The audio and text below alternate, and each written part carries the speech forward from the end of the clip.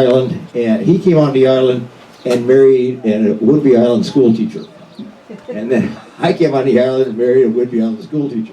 He married the superintendent of schools. I married a little lady who just come out of UW and was just starting her first job.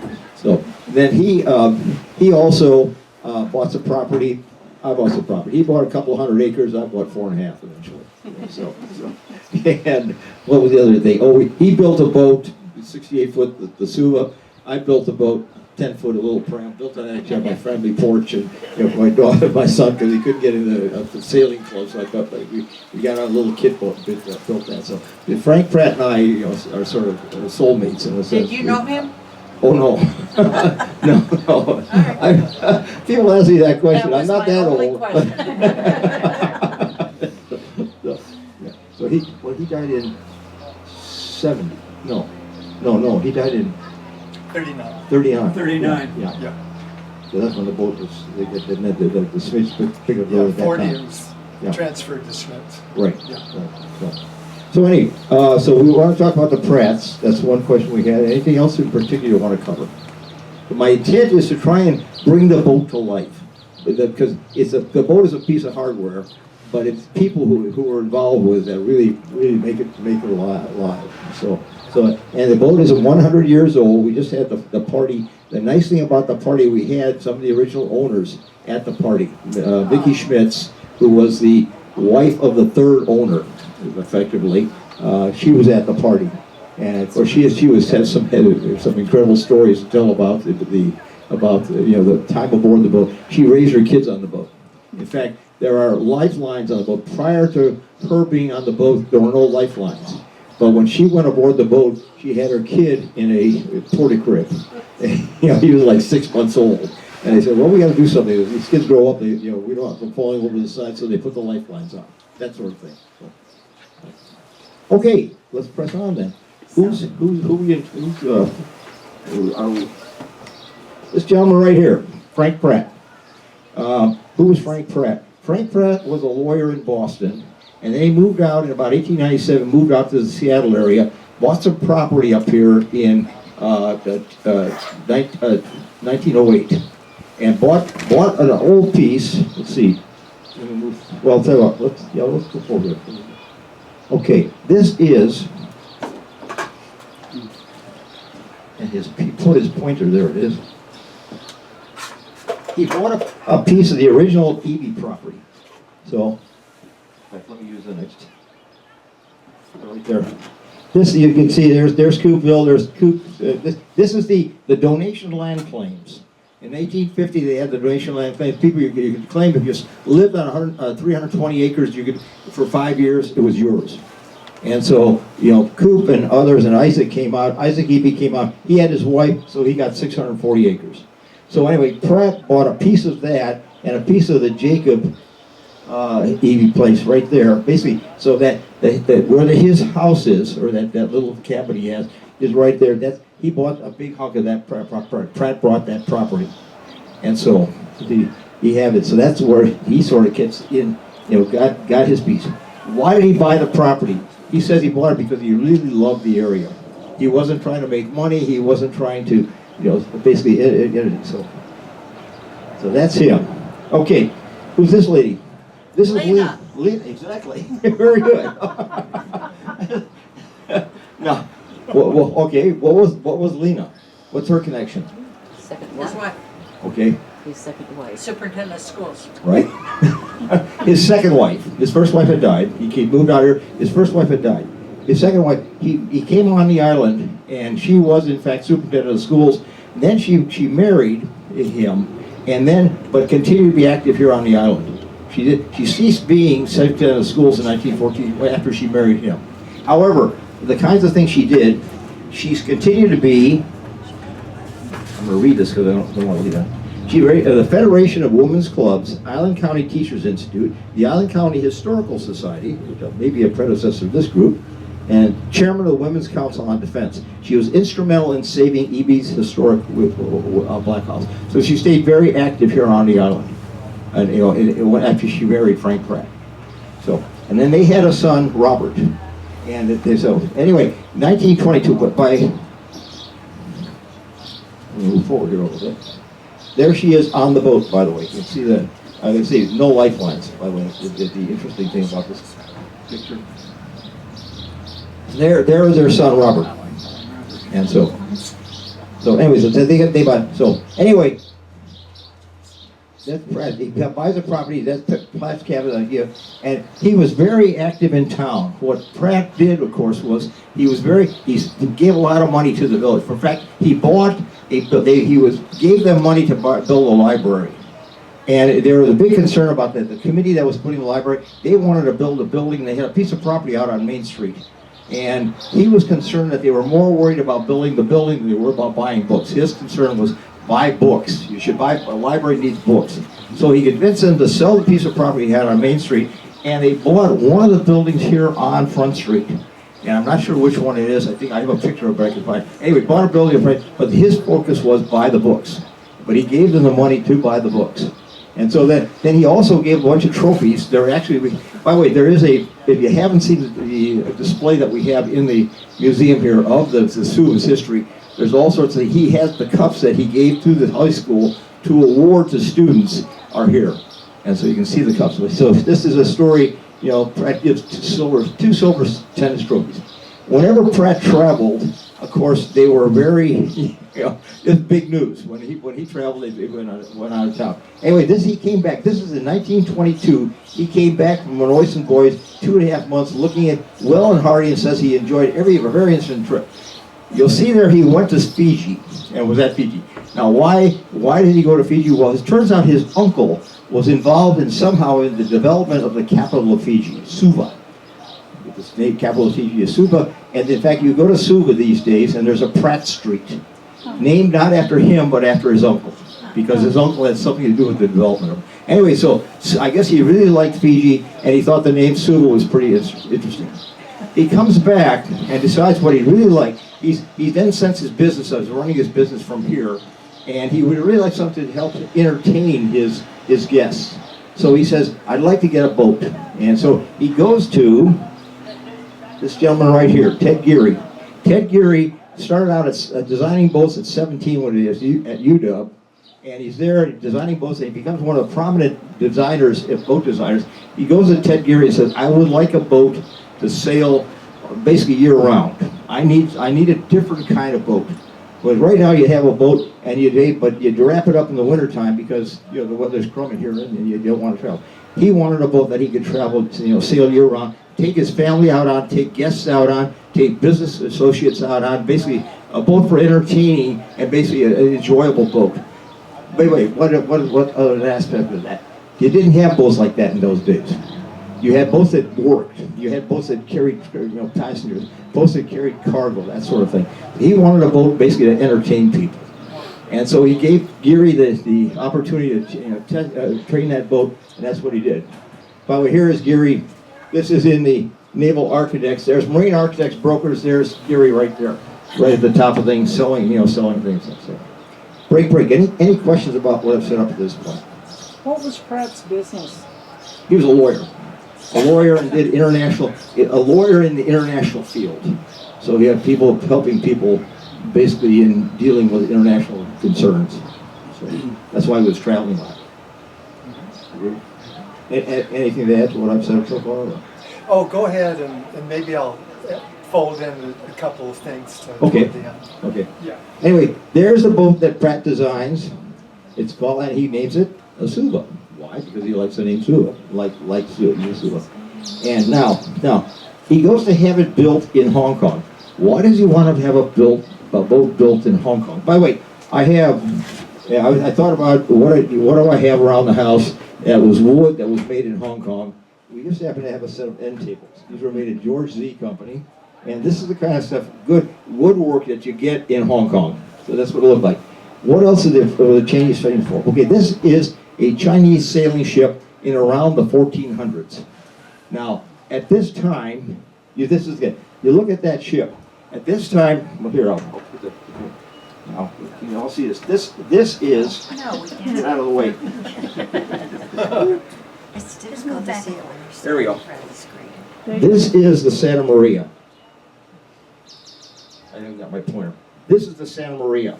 That's the biggest of Columbus's ships, about 120 feet long. The Chinese ships at that time were somewhere between 400 and 500 feet long. They were 120 feet on the beam, so they were huge. And they were called treasure ships, and they basically traveled the entire Western Pacific and into the Indian Ocean, and into India, over to Africa. And they had a whole trading campaign, and they had these very huge ships. So the Chinese have been building ships for a very long time. And so, in addition to, the idea of building a ship in Hong Kong is not unusual at all. By the way, when we go, after this is over, I'd like to take you down. If you haven't been aboard the SUVA, we'll go down and take a look at what the SUVA is like. Right across the pier, I should look first.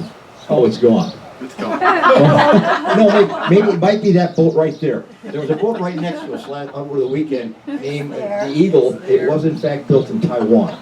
So or Choi Lee, another very famous boat builder that they make. So they made good boats and things. So even 100 years ago, when Ted Geary wanted to have a boat built, he went to Hong Kong.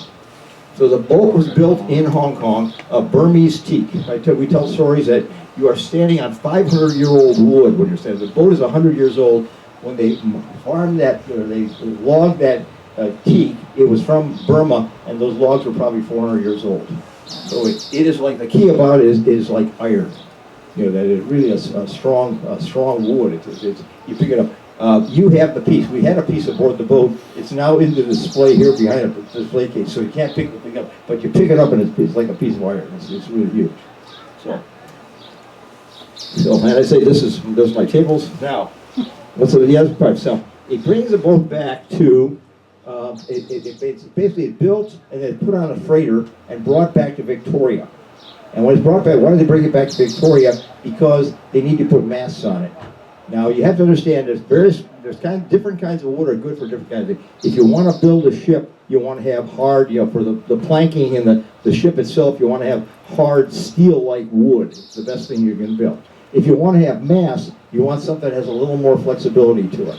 So in this case, they wanted Sitka spruce. So they took it to Victoria, basically it had Sitka spruce on it. This is the historian in me coming out. Why did he care about this? Because wood was always very much an aspect of this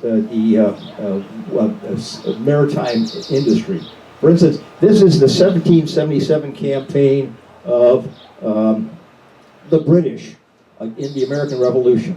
What you were doing, you had Burgoyne coming down from the north, you had St. Ledger coming from the west, and you had Howe was supposed to be coming up the Hudson from the so now what was the objective? Hello? Hello, test. That's the one. Yes. All right. What was the objective? What was the objective of that campaign? Why was it so important that you get New England? Wood. The wood that drove the British ships. Why did the British want American wood? Because it had if you wanted tall masts, if you wanted oak for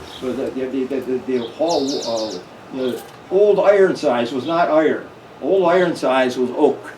And so what the British wanted was, in fact, the wood that America had, and of course, the tall, straight ones for masts and spars and things like that. Similarly, you go back even a little further. This is the Peloponnesian War. Sparta was Brasidas in the Archimedean campaign. The last phase of it was he was down here. He went up and attacked Amphipolis. Why did he attack Amphipolis? Well, and it was a long straight line. He starts down here in Sparta, goes all the way through the Athenian-controlled areas to get to Amphipolis. Why? Because that's where Athens got its wood to build its ships. So wood and ships. So why did the boat be built in Burmese teak in Hong Kong and be brought over here for the mast? Because of the quality of the wood. I just throw that in for my own advocation. So go ahead. Mystic Seaport is on the East Coast, Right. where you're pointing out. Right. And that was a big ship building, like sailboats and all kinds of stuff happened. We went to that museum. Right, yeah, Mystic Seaport. right. So that was because of the wood. I remember there was something about the mass. Oh, yeah. So that was it. But that's the same thing here. And that's the point about it. You had, you get Sitka spruce is a very tall, straight, very strong tree. But it's strong, but it's flexible. So what you want in mass is something that bends and gives something. When you have wind blowing, and you have it, you have some flexibility to it. So wood was very important to it.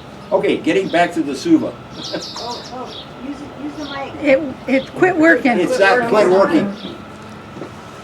Maybe I did something to it. The batteries might have died here. Let me see if I can. Test. I'll get you some batteries. Okay.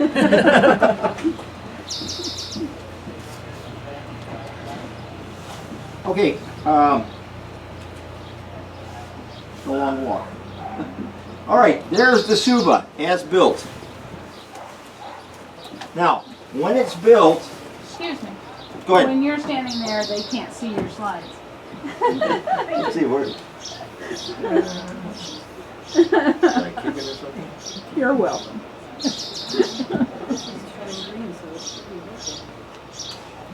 It was working just fine, and then all of a sudden it so just quit. Yeah. Yeah. Almost like it's a switch thing or something. Because he didn't kick that, I He noticed. didn't do anything to it. Well, we'll try some batteries. Hey, we went high tech. This was bound to happen. Exactly. Okay. All right, this is the SUVA as built. There it is. Now, what do you have here? You have a true schooner. Why is it a true schooner? You've got the jibs, you've got the mainsail, and then you have a square rigged, a gaff rigged foresail. And you see a spar at the top and a spar at the bottom. And then you see a very long, by the way, you see inside we have what is probably the, something like the original lifeboat, not lifeboat, but assistance boat that they had. And so, pardon me? Inside here, Dinghy, yeah. yeah, the museum. Yeah, it's a little bit of a dinghy, but yet that's effective. Anyway, you see that this is it. What do you have? What's different on this boat? That right there, you have a cabin for the wheel. The only wheel on board is inside that cabin. Why? Because inside that cabin you can be, the rain can be all sorts of blustery outside. You're comfortable inside that cabin.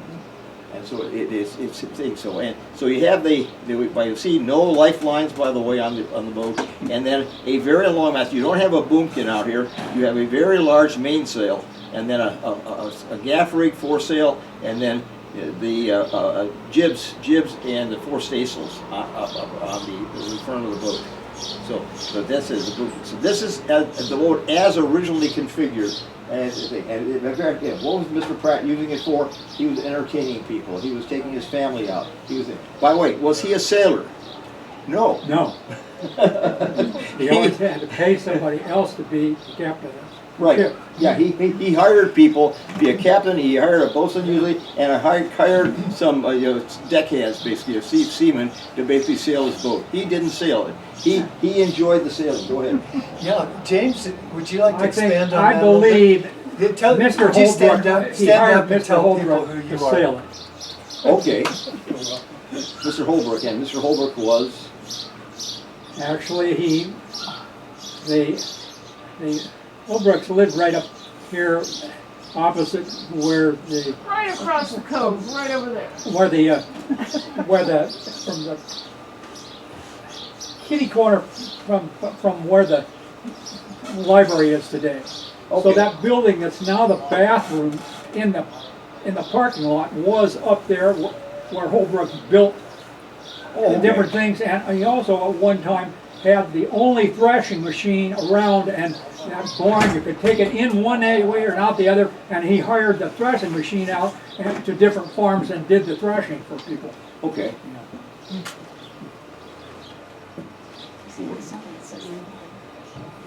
I didn't know. Let's just talk as loud as you can. I don't know what you're talking about. Need a backup mic, huh?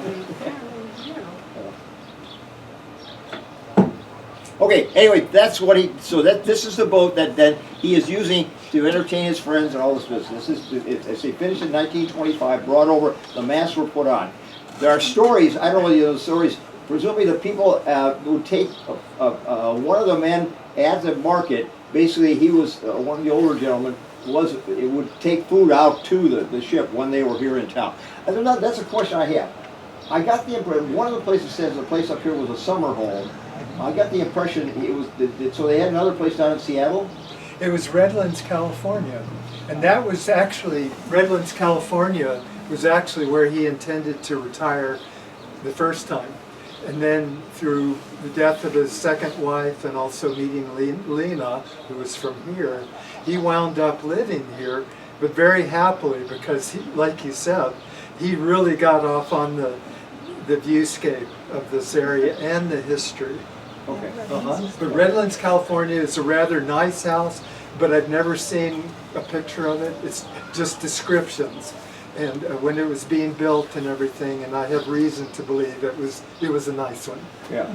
Unlike the cabin here, he had to tell the folks back in Massachusetts, yeah, I'm really doing okay up here, even though I live in a shack on the frontier, because back in Greenfield, Massachusetts, they were living in mansions.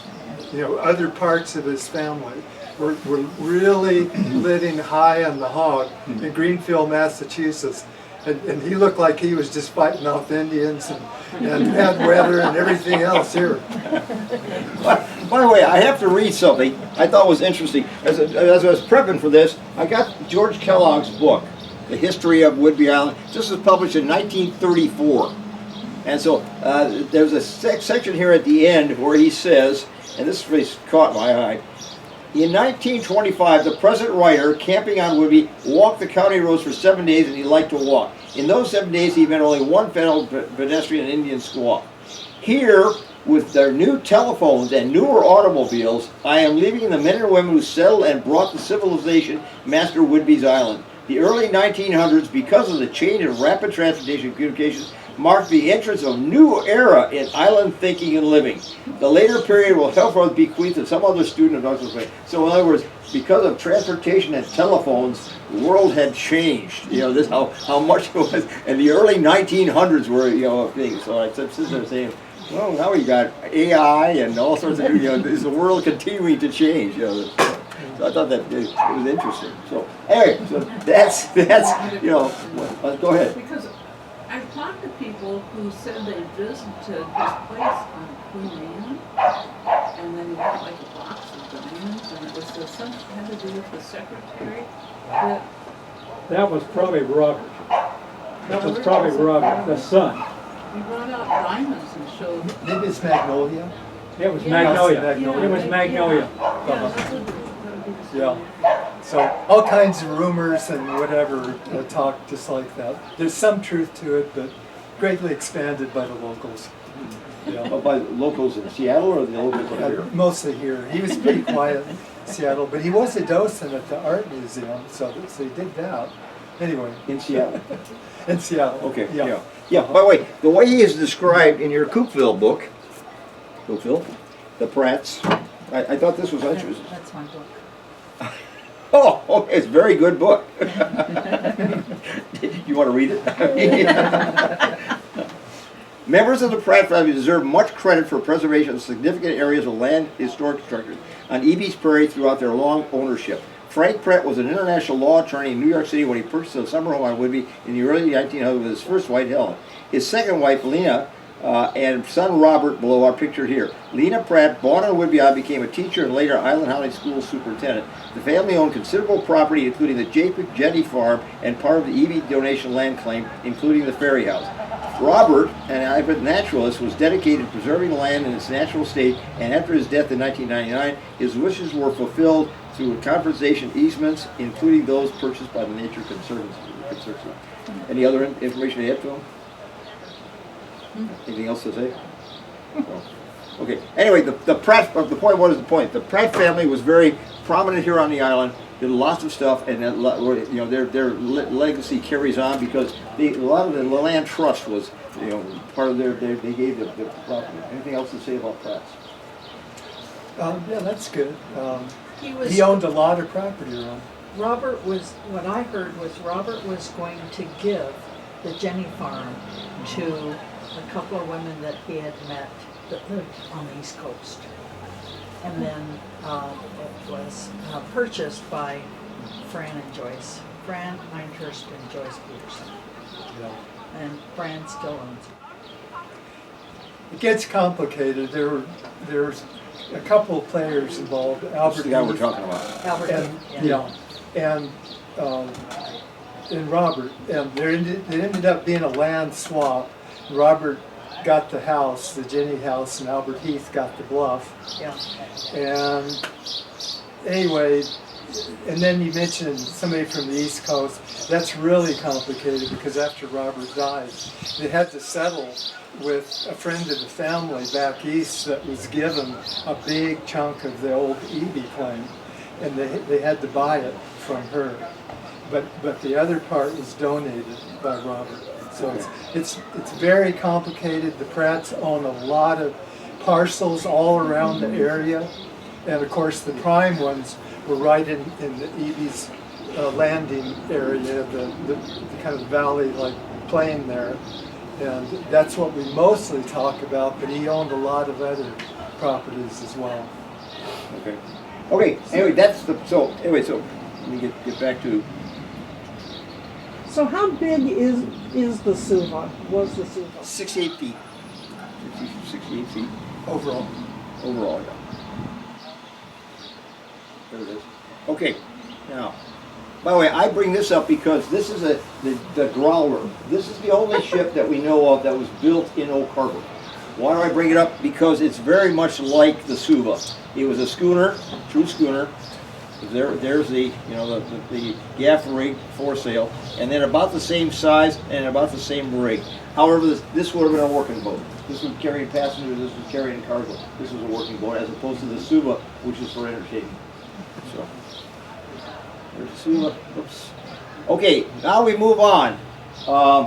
Frank Pratt wants to get rid of the boat, and so he basically decides he wants to give it to his friend Dietrich Schmidt, this guy right here.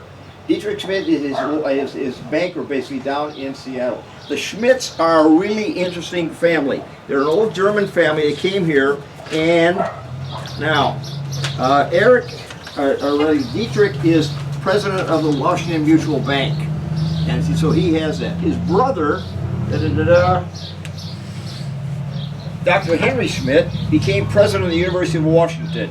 Another boy, Ferdinand, became president of PACAR. And there was a daughter, Emma, who became president of the National Campfire Group, the Campfire Girls. So, talk about that make you feel how little you've accomplished in your life. You read what the Schmidts did. 5 children, 4 of them become president of something or other. By the way, when Schmidt wants to give, Pratt wants to give the boat to Schmidt, he says he is also taken over as president of the hospital. No, I'm sorry, the superintendent of schools. He's president of the school board. So he's president of the school board and head of Washington Mutual. So this gentleman right here is what it is. This is his son Alan. Now, so he gets kind. So by the way, Pratt wants to give him the boat. Schmidt says, no, you don't understand. I'm a businessman. I cannot take gifts. So what he does is he buys the boat for $1. But just so he's not getting a gift from so it looks proper in business terms, he sells the boat or buys the boat for $1 and gets control of the boat in 1940. And so he has control of the boat. At that time, his son is younger. So we now move forward a few. Actually, his son is very small at that time. He moves forward a few years, and his son. The next story about this, they use the boat for entertaining, basically. They use the boat because it's a very nice boat to travel around in. So one of the stories, then his son is dating, he's at the university, and he wants to take the boat out. So the story about his son in the boat is, he takes the boat, and he's taking some young ladies out, a lady named Vicky particularly, and they're going to go over into the Hood Canal. Well, they leave Shilshow, where the boat is, and they get over there. They don't get over there in time for the bridge to open, so they basically anchor for the night and then wait for the bridge. They're going to wait for the bridge to open in the morning. It turns out they get underway, and Alan looks at it and says, oh, we can make it underneath there, no problem. He checks the tide tables and all of this business, and he starts saying, well, no problem, we can do this. So he's motoring through it very slowly, and sure enough, he gets into the section where it's quite high enough, and he gets under the first set of girders. And then he's going slow, however, the current picks him up, and then moves the mast into the second set, and the mast gets impaled on the Hood Canal Bridge. And of course, then the mast breaks, and so their idea of sailing, the Hood Canal went away. They headed back. Now he's got to tell his father that he's broken his boat, and he does. His father. The story there is his father. Basically said, sort of didn't ever forgive him, but his father was on his deathbed about 2 years later. And Alan went in there to express his concern that his father was sick, and his father sat up and says, tell me again how you hit the Hood Canal Bridge. Now, a guy named Lee Miller was sailing with them. And Lee Miller got a piece, went to the shipyard when they repaired it. By the way, it was not a cheap repair. It was like $20,000 to repair the boat. Now, to put this in 1968 terms, I was an ensign in the United States Navy about that time. We were making $222 a month. So $20,000 was a lot of money in those days. Anyway, so what's that? Wow. Yeah. Anyway, he gets a piece of the mast, and he says, SUVA versus the Hood Canal Bridge. The bridge won. Makes a trophy out and gives it to Alan. So anyway, Vicky, the young lady he takes out at that time, then they get married, and in fact things. Now, what happens at this time now is, there's Alan, by the way. Alan and Vicky was at the party on Friday night, by the way. She was here. We had a 100th anniversary party up at the rec center. And I interviewed her at her home in Port Orchard 2 weeks ago, and her oral history is now in the museum archives. Anybody can get it. Okay, in fact, that's right. I've got a copy here too. I think this is what you did. Yeah. Okay. Anyway, so she was there, and she tells the stories of the changes made to SUVA.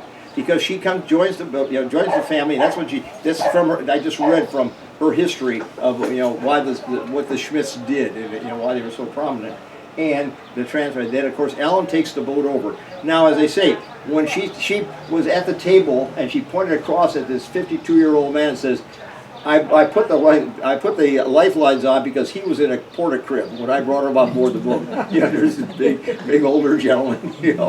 But that was what it said. So, and similarly, they make a lot of other changes. They do a lot of traveling, and at that time they had an ice box. Some of you probably remember ice boxes. Well, you got a big hunk of ice from the Iceman, and you put it in there. That was when you went camping into campground places. So anyway, they put a refrigeration in. They put a new thing, to bring the anchor up, you had this incredible, in fact, you talk about like Chinese coolies trying to work this way, but you work these handles about 10 times, and you get about that much chain up, and the chain was 300 feet long. So it was worked. So she put an electric windlass on there. She put stronger winches. They made the much more easily to say. They also changed the rigging, and they went from they took that you had with people who really had money back on the East Coast. Go ahead. Yes, please. Do we know where the Pratt shack, was there a prominent Pratt shack where we think of it as his place where he used to live? It's still there, I think. Yeah. Well, there's a number of Pratt buildings.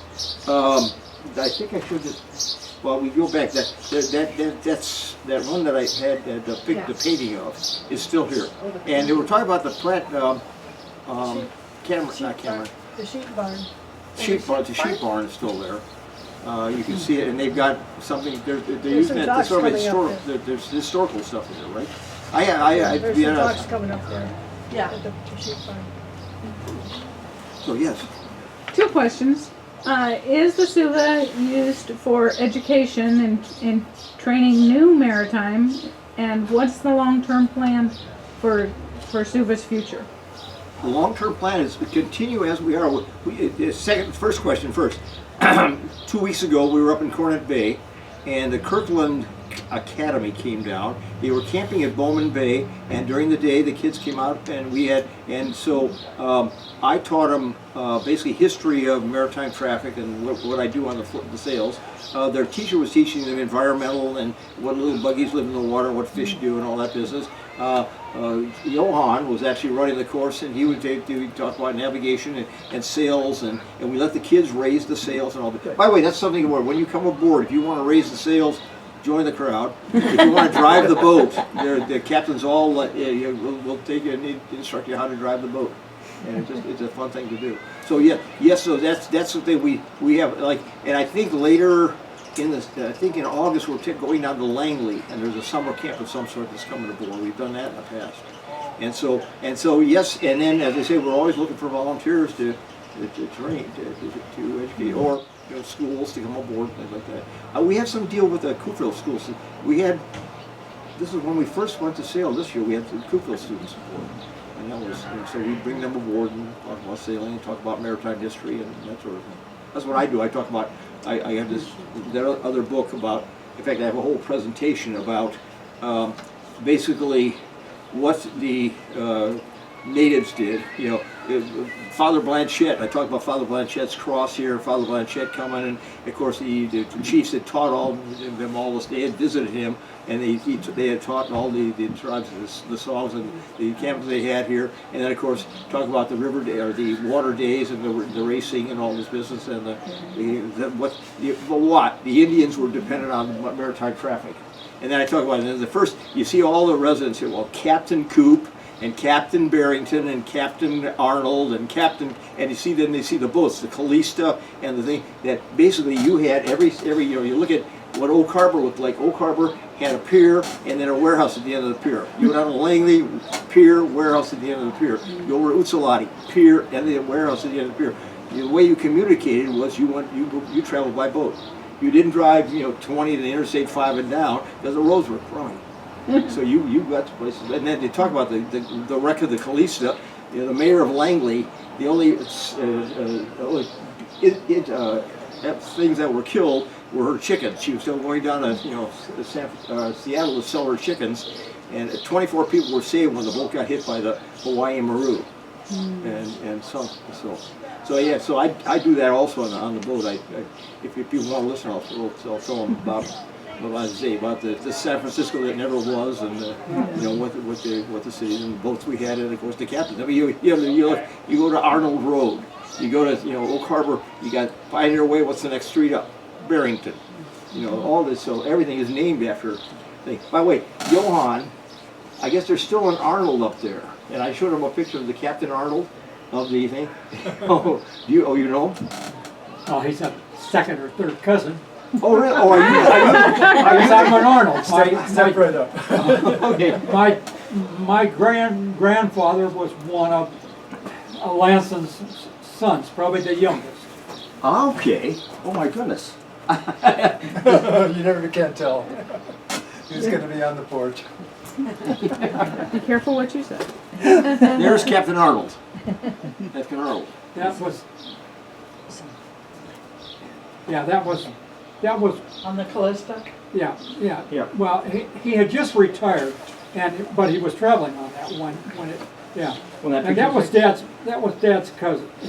That was Henry. That would have been his dad's cousin. Okay. Okay. It was Warner's dad. Yeah. We're honored. Small island after all. Well, we're all out of time, but thank you so much. That was just so fun. As I say, anybody who would like to walk with me down to the boat and see the boat, we can do that too. Before you all take off, if you are not on our email mailing list, we'd love to have you sign up. You'll get reminders about Porch Stories and upcoming events. So will be right here. Feel free to sign up on your way out. We want to thank our sponsors for Porch Stories, which are EV's, Friends of EV's, Whidbey Island Bank, and Prairie Center Market, making this possible for us. And if you have not yet been inside to see our Schooner SUVA exhibit, make sure you check that out. We do have the original piece of horn timber, as well as you can scan a QR code and watch a video of that being replaced, and it's really interesting and cool. You get to see the inside of the SUVA that way. But again, thank you all so much for coming, and we hope to see you at Porch Stories again. And I think Lee's got something. Yeah, thank you, Bill. But, if I could just take a moment.